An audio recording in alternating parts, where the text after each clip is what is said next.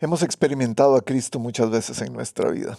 Él ha estado tan cerca caminando con nosotros, como la semana pasada, algunas veces no lo hemos visto tan cerca. Hemos experimentado ambas cosas. Él está cerca o Él no está cerca, a veces.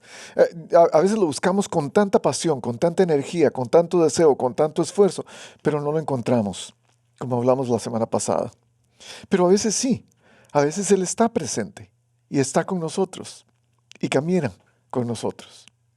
Pero en esas ocasiones cuando no lo podemos experimentar, cuando a veces dudamos de que Él esté presente, dudamos de que Él nos esté cuidando, a veces dudamos de que sea verdad todo esto del cristianismo, es cuando entramos en un momento de, decisión y tenemos que ver qué razones hay para que yo pueda creer, qué razones hay para seguir creyendo, qué evidencia tengo. Y es ahí donde nos entra la duda. Es la misma duda que tenían los dos caminantes de Emaús en el capítulo 24 de Lucas. Ellos están caminando después de la crucifixión y después de la resurrección de Cristo sin saber qué ha ocurrido. Van caminando sin esperanza. Van caminando sin saber qué hacer. Y dudando si lo que han creído durante todos estos años, estos 3,5 años que Jesús ha estado caminando con sus discípulos, ellos están dudando de que esto sea cierto. ¿Y por qué? Y es solamente cuando se aparece Jesús en el camino con ellos, sin ellos darse cuenta quién es Él, que empiezan a decirle. Es que este Jesús, este profeta que creíamos que era el Mesías, fue condenado a muerte y lo crucificaron. Pero nosotros, dicen ellos, abrigábamos la esperanza de que era Él quien redimiría a Israel. Abrigábamos la esperanza, eso incluye una duda, porque quizás no es, en el que creímos, en el que pensábamos que era, en el que creíamos que nos iba a sanar, en el que creíamos que nos iba a sacar de ese problema, ese no era. Entonces llegan a la casa, Jesús les dice, tengo que seguir más adelante, yo no puedo quedarme acá. Él hizo como si iba al pueblo siguiente y ellos le dicen, no, quédate con nosotros. Jesús se queda con ellos, un principio básico del discipulado, estar cerca de Jesús. Jesús se queda con nosotros donde nosotros estamos y Él nos pide que permanezcamos en Él si lo amamos. Jesús se queda, es la hora de comer. Sirven el pan y el vino. Y Jesús, a la hora de romper el pan y dar gracias, revela solamente por sus palabras, por su acción, quién es Él. Los dos hombres se dan cuenta inmediatamente, Jesús se desaparece de su vista y ellos dicen, tenemos que hacer algo. Entonces, dicen los versículos últimos de esta historia, por su parte contaron lo que les había sucedido en el camino y cómo habían reconocido a Jesús cuando partió el pan. Todavía estaban ellos hablando acerca de esto, cuando Jesús mismo se puso en medio de ellos. Y es aquí cuando comienza nuestra historia. Capítulo 20 de Juan, de los versículos 19 al 31. Vamos a terminar este capítulo esta semana. Ya casi estamos por terminar el libro de Juan. En el servicio de Navidad vamos a cerrar con la culminación de este libro tan increíble, con la culminación del hombre que cambió la historia, del niño de Belén, con la culminación del Hijo de Dios dado al mundo para el perdón de pecados. Gracias por estar con nosotros. Juan capítulo 20. Del 19 al 31. Y empieza diciendo, al atardecer de aquel primer día de la semana, es el mismo día que Jesús resucita y se aparece a María Magdalena. La semana pasada hablamos de esto. Al atardecer de aquel primer día de la semana, estando reunidos los discípulos a puerta cerrada, por temor a los judíos, entró Jesús y poniéndose en medio de ellos, les dijo, paz sea con ustedes. Este es el cuadro. Los dos caminantes de Emaús han tenido la experiencia con Jesús, lo ven partir el pan, se dan cuenta que es Él y dicen, no ardía en nuestros corazones el que Jesús mismo era quien estaba caminando con nosotros. En fin, salen corriendo, se van a donde están los discípulos y posiblemente llegan. Tienen una clave secreta para tocar la puerta porque la puerta está cerrada por miedo a los romanos, por miedo a los judíos. Entran y dicen, hemos visto a Jesús. Jesús resucitó, se apareció a nosotros, partió el pan con nosotros, caminó con nosotros, nos explicó un poco de la Escritura y nosotros no lo pudimos ver, no puede ser. Y ahora están todos reunidos. El deseo de Jesús, que todos estén unidos. Fue la oración por ellos, que sean uno. Como tú y yo, Padre, somos uno. Y el deseo de Jesús es cumplido en ese sentido. Pero estaban a puerta cerrada. A puerta cerrada porque no querían que entrara nadie que fuera ajeno a lo que ellos creían. Estaba comenzando esta gran revolución llamada iglesia, pero no sabían porque tenían la gran duda si de verdad esto iba a ocurrir. La puerta no solamente estaba cerrada para los judíos, no solamente estaba cerrada para los romanos. No hemos pensado en esto quizás. También está cerrada la puerta para Jesús. Y muchas veces en medio de nuestras dudas estamos tratando de dejar a aquellos que no piensan igual que nosotros afuera, pero muchas veces también dejamos afuera a Jesús. Dejamos afuera a lo que realmente nosotros queremos pensar. Y la duda puede causar esto. Pero entonces Jesús viene y se aparece en medio de ellos. No sabemos exactamente cómo entró. Si entró a través de la puerta, si apareció solamente en el cuarto. Lo cierto es que la Escritura dice que Jesús aparece en medio de ellos. Y a pesar de nuestras dudas, muchas veces Jesús está alrededor nuestro y no lo podemos ver. A pesar de nuestras dudas, muchas veces Jesús de la nada aparece en medio de nosotros. Se parecen tanto a nosotros, estos discípulos. Se parecen tanto a nosotros que necesitan escuchar de Jesús estas palabras. Paz sea con ustedes. Shalom, el saludo oficial de los judíos, pero ahora tiene un significado diferente porque en medio de la incertidumbre, en medio del sufrimiento, en medio del dolor, en medio de la pérdida, en medio de la desesperación y en medio principalmente de la duda, Jesús les dice, paz. Ya les había dicho en el capítulo 14, mi paz les dejo, mi paz les doy, no como el mundo se las da, más bien como yo se las doy. Antes de morir, después de resucitar, ellos necesitan la paz de Dios. Y tal vez usted sea ese. Tal vez usted está necesitando la paz de Dios.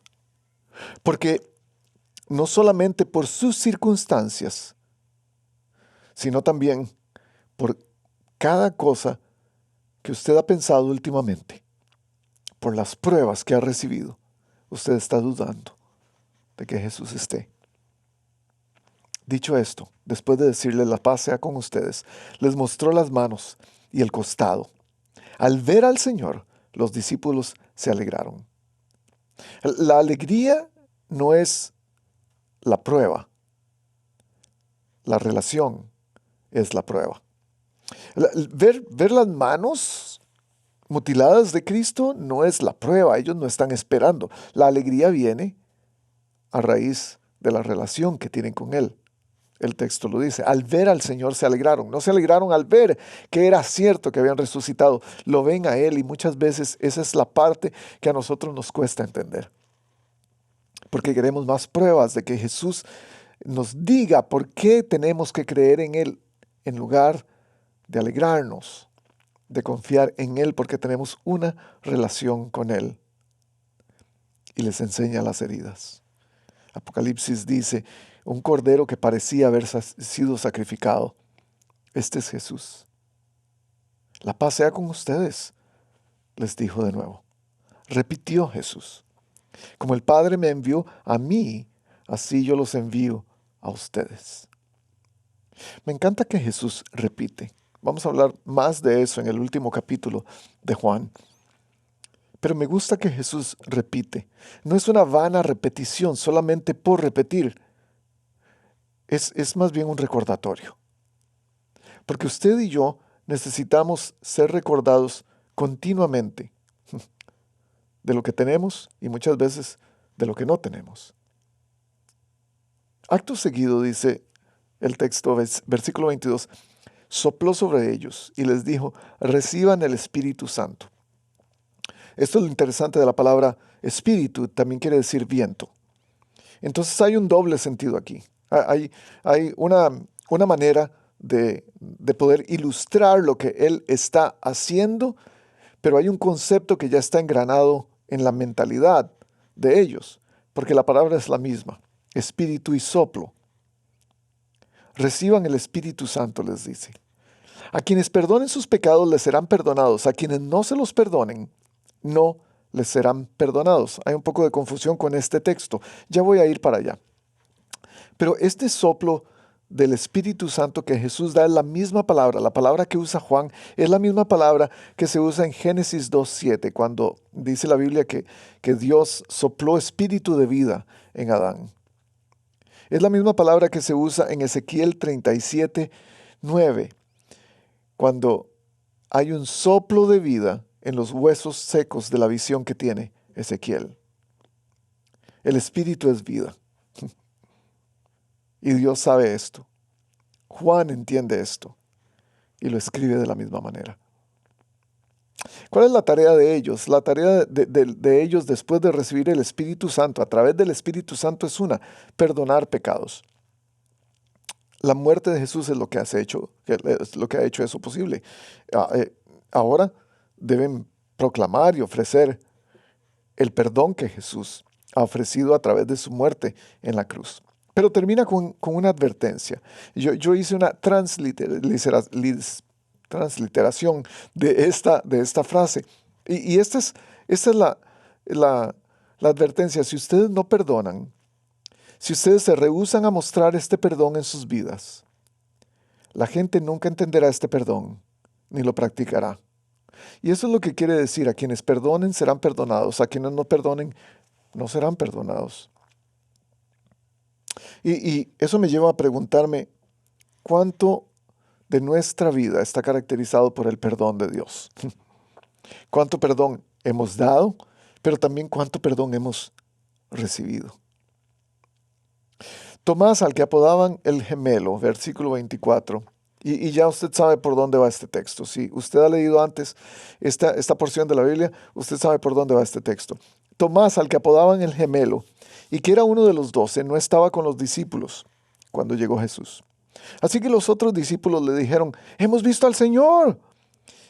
«Mientras yo no vea la marca de los clavos en sus manos y meta mi dedo en las marcas y mi mano en su costado, no lo creeré», repuso Tomás. En una frase corta, como lo decimos en nuestros países latinoamericanos: ver para creer.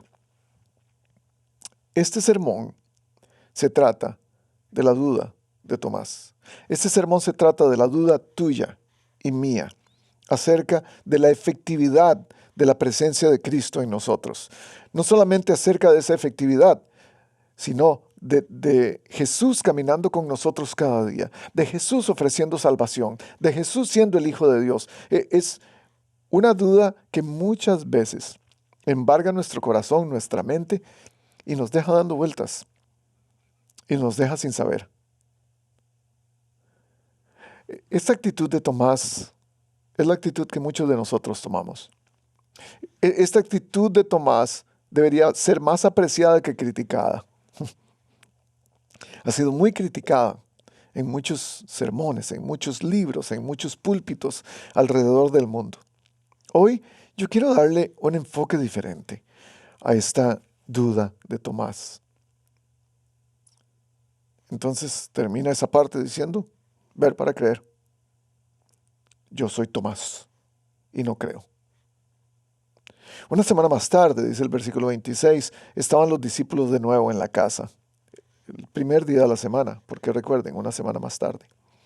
Y Tomás estaba con ellos. Al fin llegó Tomás. Juan no nos dice por qué Tomás no estaba allí. Y no es importante, porque no es necesariamente importante las razones que te llevaron a dudar. Lo importante es a dónde te va a llevar la duda. Aunque las puertas estaban cerradas, Jesús entró y poniéndose en medio de ellos, los saludó. La paz sea con ustedes. El saludo oficial.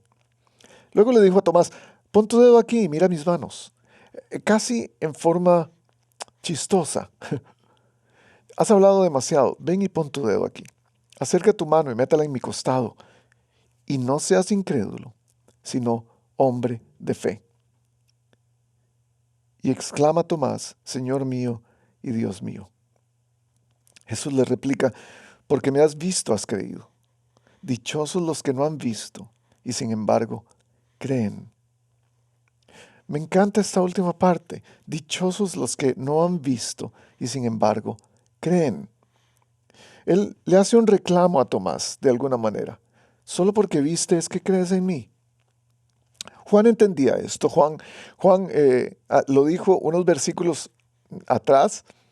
Él dijo que él creyó solamente con ver la tumba vacía. Se pone en un lugar un poco mejor que los demás, por supuesto. Yo fui el que creí sin ver. Y sin embargo Jesús pronuncia una bendición para los que no han visto del todo y van a creer. En Juan 17, nosotros estamos en el corazón y en las oraciones de Jesús. Él ora por nosotros, por aquellos que van a recibir su palabra a través de sus discípulos, usted y yo, a través de los siglos. Aquí Él nos bendice porque vamos a creer en Él, porque creemos en Él sin haberlo visto. Esto es una bendición especial, gente. Porque usted y yo, tanto usted y yo, tenemos dudas. Y las dudas están presentes en cada momento de nuestra vida. Hay dudas que nos llevan a diferentes lugares, pero hay dos tipos de duda en especial de las cuales quiero hablar. No sin antes terminar el texto. Jesús hizo muchas otras señales en presencia de sus discípulos, las cuales no están registradas en este libro, dice Juan en el versículo 30. Uno de los versículos más frustrantes de la Biblia. ¿Cómo pudo Juan hacernos esto? Decirnos, hay mucho más que hizo Jesús, pero no lo vamos a poner en este libro. Y dice, Juan, come on, no nos hagas esto.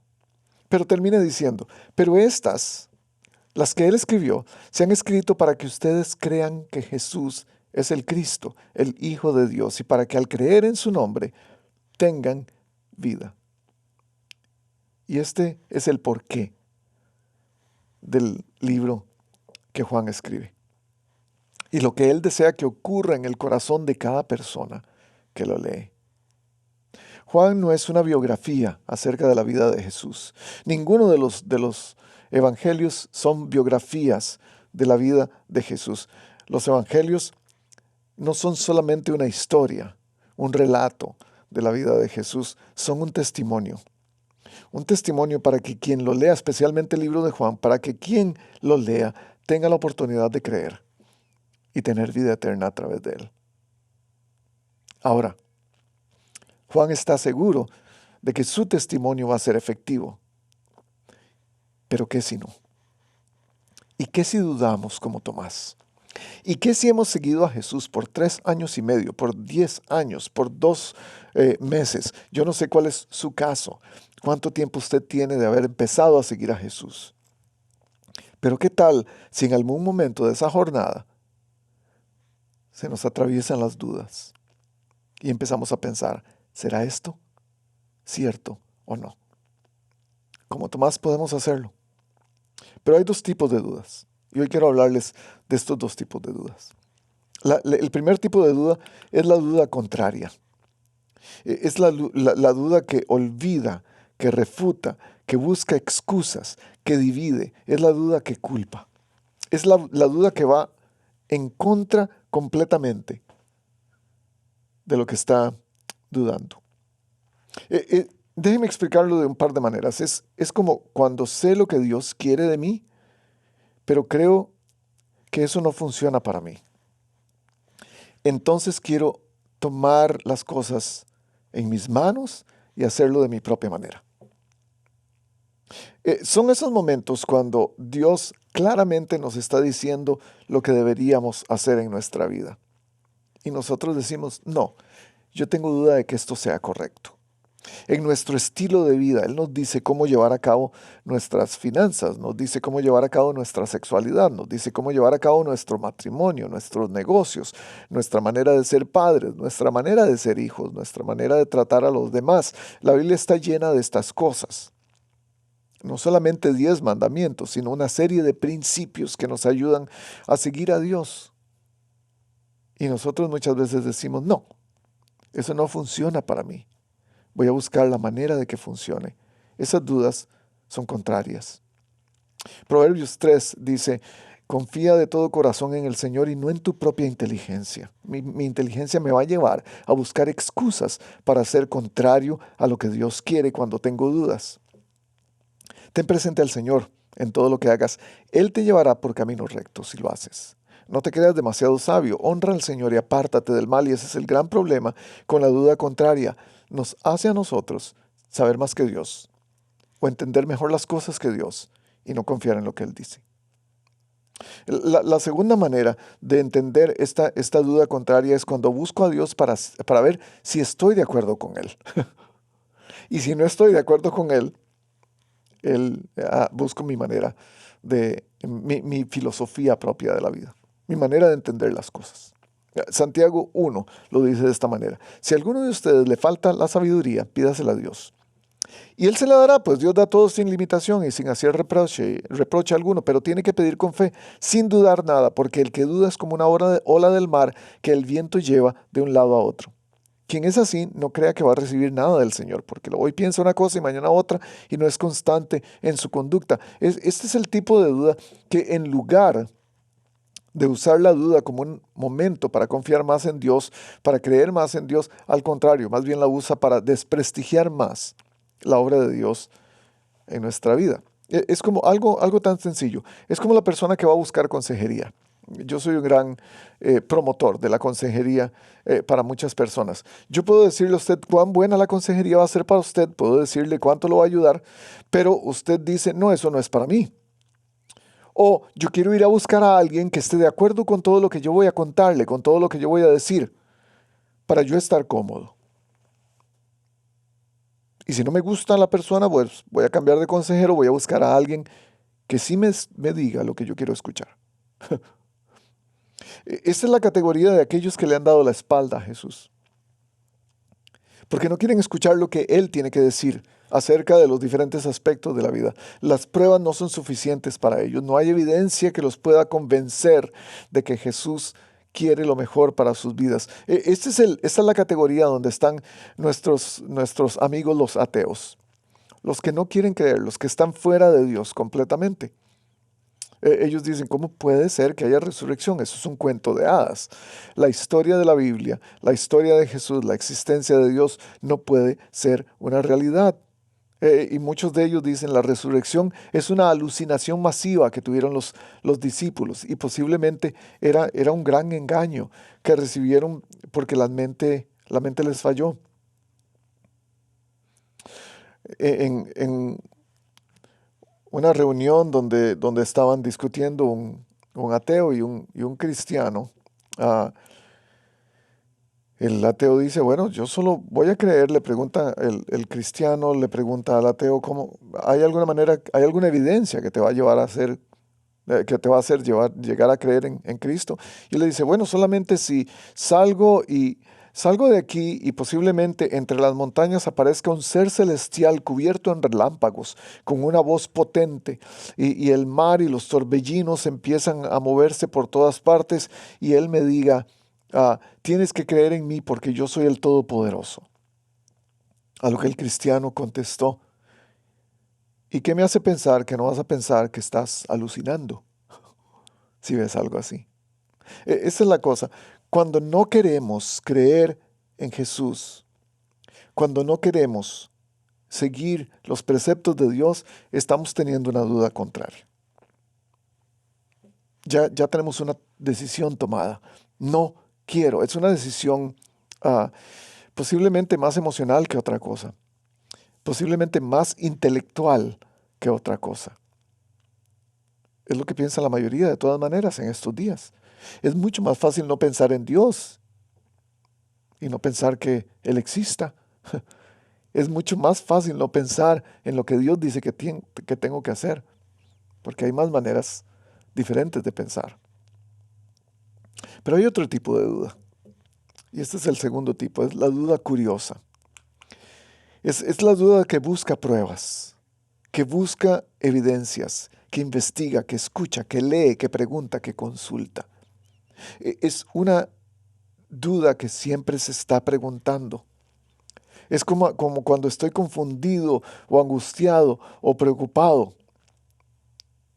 Y entonces llega Jesús y me dice, hombre de poca fe, como le dijo a Tomás. ¿Usted notó algo en esa frase? Hombre de poca fe.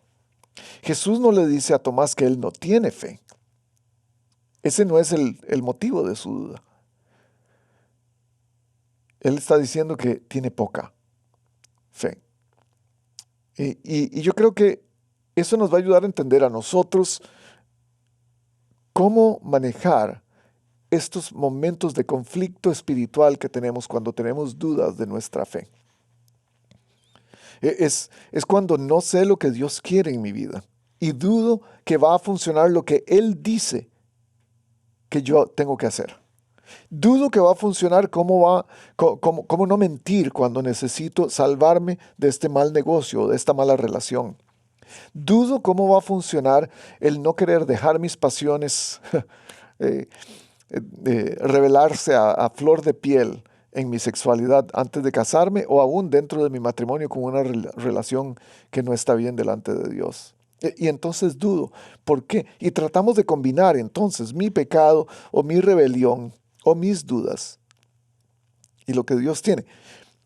Pero cuando no sé lo que Dios quiere que yo haga en esos momentos y dudo que va a funcionar y aún así obedezco, esta es la fe curiosa, es la duda curiosa, que empieza a investigar ¿y por qué Dios no quiere? Hacemos lo correcto y aunque esperamos resultados malos, nos maravillamos cuando Dios actúa y hace cosas increíbles en nosotros. Un ejemplo claro es Daniel y sus amigos en el horno de fuego. Obedecieron a Dios, aunque no sabían si iban a salir vivos del horno. Y dijeron, bueno, aquí vamos. ¿Se imagina la cantidad de dudas que pudieron estar en la mente de Daniel y sus amigos cuando iban entrando en el horno de fuego para ser quemados en Babilonia? La Biblia nos anima, que debemos animar a los que dudan. La Biblia nunca condena las dudas. En Marcos 9 se nos cuenta la historia de este hombre que viene a Jesús pidiendo ayuda y Jesús le dice, ¿tú crees? Y el hombre le dice, ayúdame a creer. Hay dudas, pero él está dispuesto a abrazar esas dudas y tratar de cambiarlas.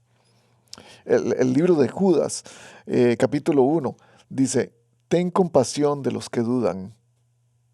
Le pide a la gente, nos pide a nosotros que tengamos compasión de ellos. Ahora, hay una diferencia muy grande entre duda e incredulidad. Las dos son diferentes.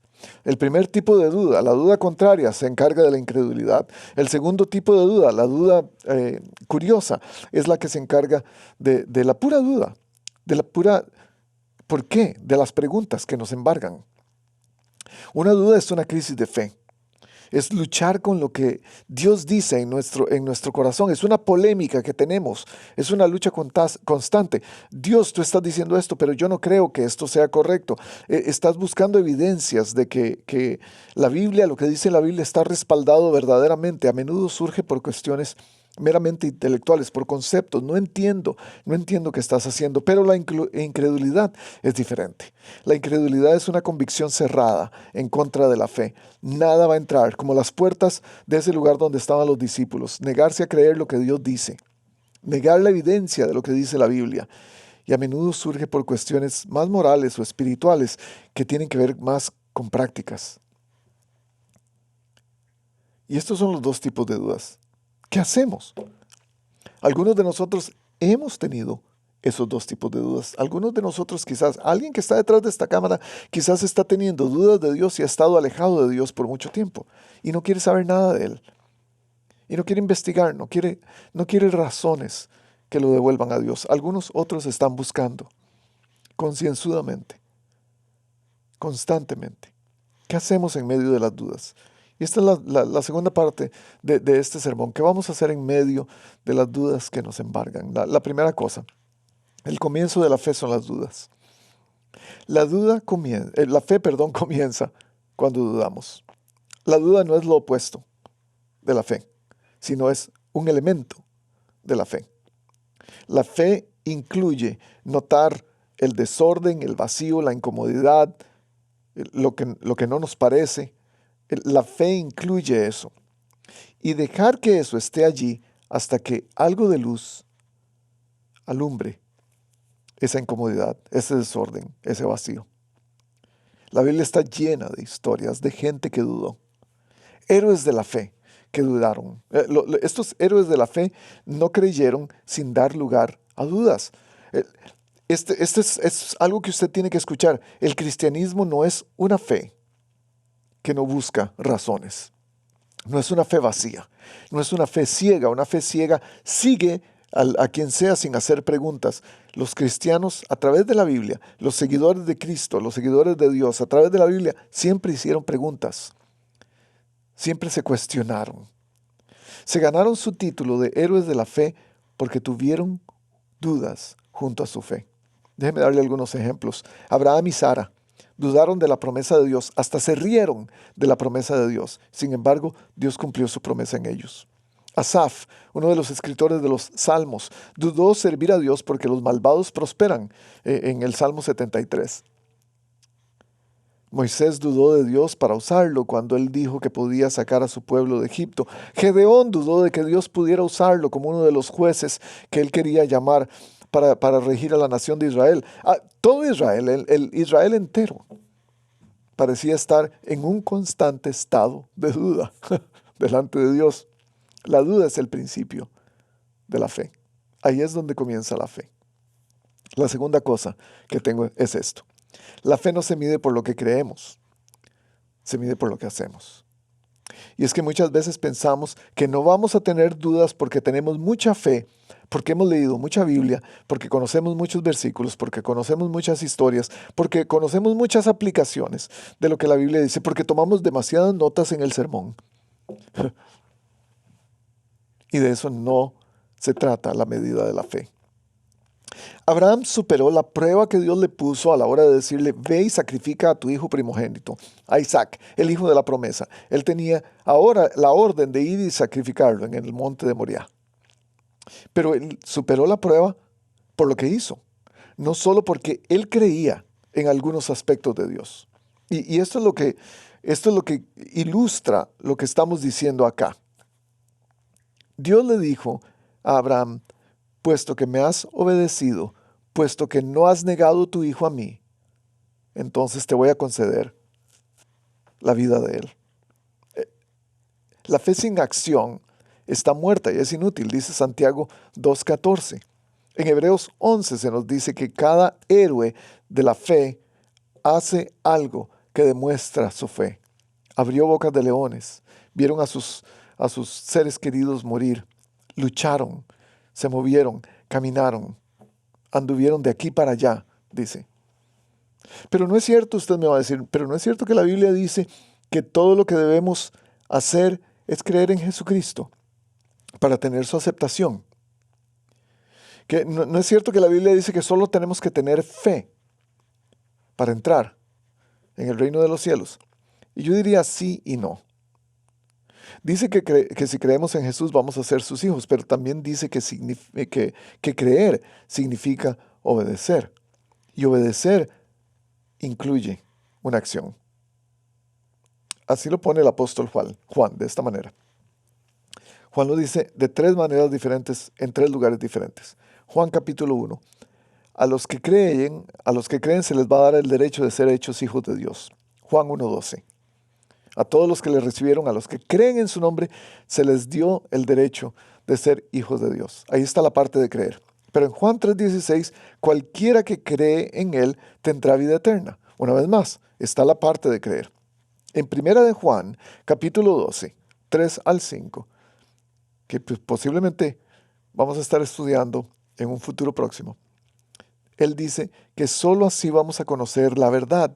Solo así vamos a conocer si creemos, si guardamos sus mandamientos, si obedecemos, si hacemos algo. Hay una acción de por medio para que nuestra fe funcione. ¿Qué quiero decir con todo esto? Las dudas, si te van a llevar a estar tranquilo, si te van a llevar a estar cómodo, si te van a llevar a no hacer nada, posiblemente es una duda crítica.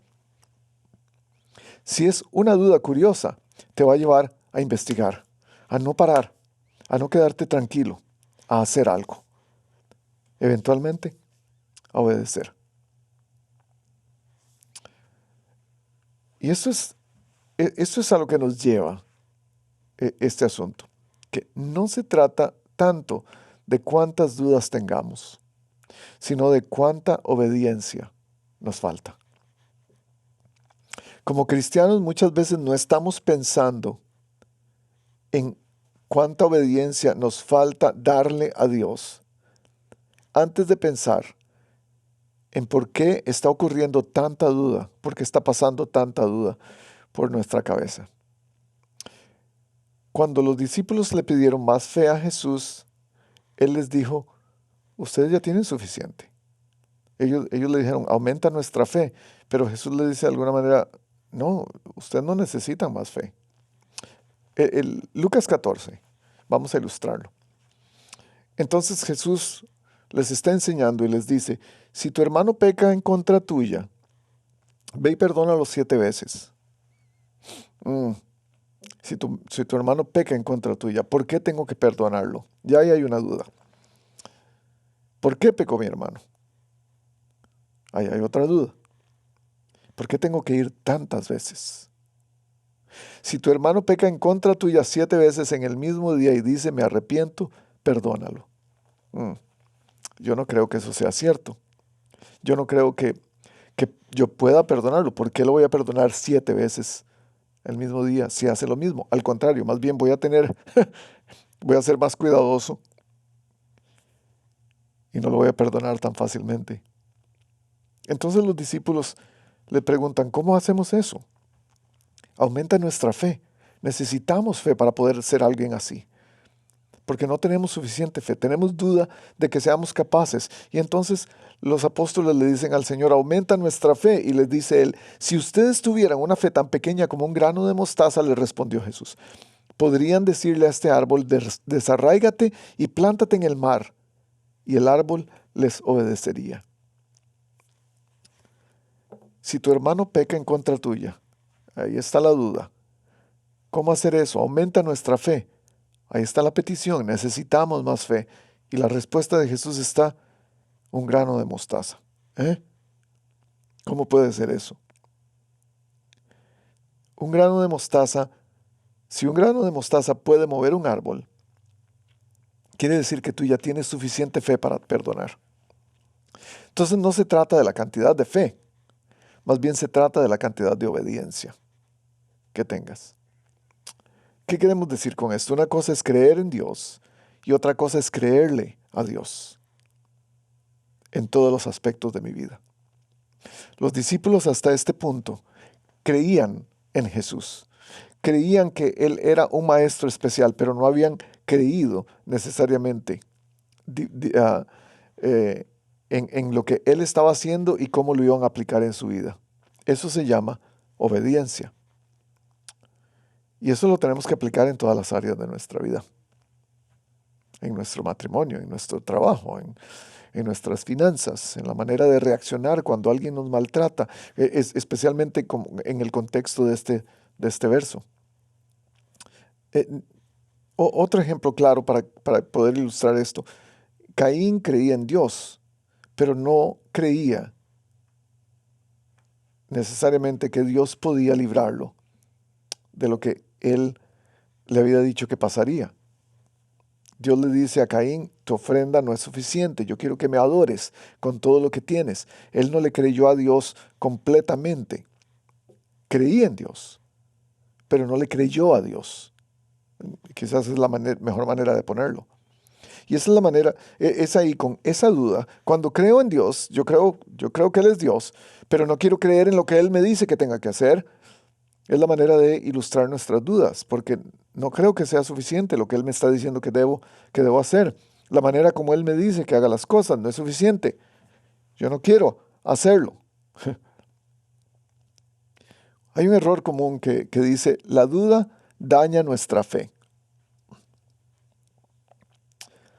Pero yo creo que Dios usa nuestra duda para producir una fe más rica. Y la comparación de esto, y no quiero, esto no lleva ningún tipo de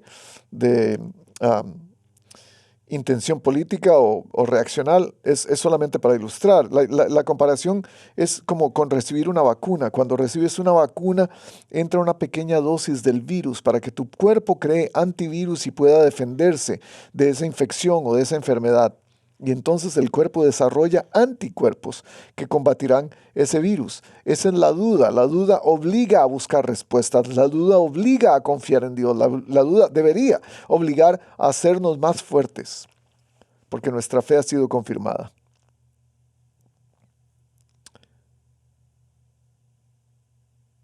Y eso me lleva a preguntarme, ¿qué ha hecho la duda en tu vida? Ah, ¿La duda te ha llevado más lejos de Dios o te ha acercado más a Dios? Hay ejemplos, uno y otro ejemplo en la Biblia, de gente que ha dudado. De hecho, después de que Jesús resucita y va al cielo, los discípulos una vez más están orando encerrados porque se están llevando a los apóstoles. A Pedro lo metieron a la cárcel y Pedro es librado de la cárcel milagrosamente por unos ángeles y entonces llega a tocar la puerta. Pero los que están orando por Pedro en ese lugar están asustados. Un cuarto de gente orando, pero llenos de dudas. Y usted dice, sí, yo soy de esos y yo creo que yo ya no tengo. Ya yo no tengo esperanza, pero no hay un caso perdido para Dios. Ninguno. Tus dudas no te hacen un cristiano de segunda categoría. Ni el pecado, ni el rechazo, ni el ataque del enemigo, ni las dificultades de este mundo, ni siquiera la muerte nos va a apartar del amor de Dios, es lo que dice Romanos 8:28. La fe es un camino a tomar y no es una poción mágica para desaparecer las dudas. Algunas veces el camino de la fe nos guía a un lugar completamente seguro, pero algunas veces el camino de la fe nos lleva a una cruz en el Gólgota. ¿Quién no va a dudar cuando no tiene las respuestas que necesita? ¿Quién no va a dudar cuando la vida le trae vicisitudes y problemas que no estaba esperando? ¿Quién no va a dudar? Hebreos 11 dice que muchos de los héroes de la fe ganaron batallas, pero algunos murieron como mártires. Es un camino que no entendemos, es un misterio y eso nos llena de dudas. Es, es en Daniel donde ellos están entrando en el foso de fuego, en el horno de fuego. Tienen dudas de que, de que no van a morir. Tienen dudas de que no van a parar de existir en unos minutos. Y sin embargo su obediencia es lo que los hace entrar en el horno. Y los cuatro dicen, aún así, si nuestro Dios no lo hace, si nuestro Dios no nos salva, Él sigue siendo nuestro Dios.